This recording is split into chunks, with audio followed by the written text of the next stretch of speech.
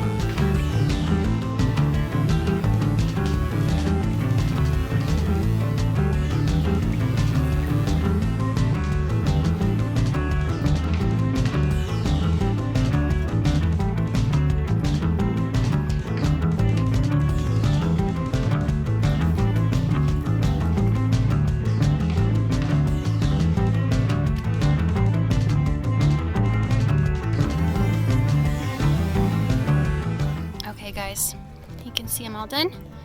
I have spread a couple loads of compost, and there are a few unfinished chunks right there.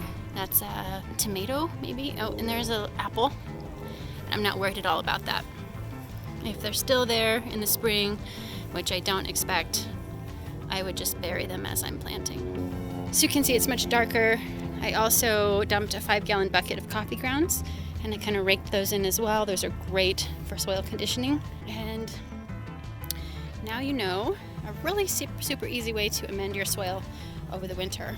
You basically just move the mulch so you can get to the soil, pile on the compost, let it sit. And in the spring, this bed will be so much easier to work. And then as I dig and plant, it'll kind of get worked in whatever is left sitting on top. Okay guys, there you have it. I got all my compost spread out over that one little bed. I don't think I'm going to put the mulch back on that bed. I think I'm going to use it in a couple other areas because the compost went on a couple inches thick, and that'll make that bed easier to spread more amendments on in the spring. More compost, probably some store-bought compost as well. I don't typically have a lot of homemade compost in the spring. Most of it's done in the fall time, like right now. But it's pretty much ready to go. It's ready to just sit over the winter.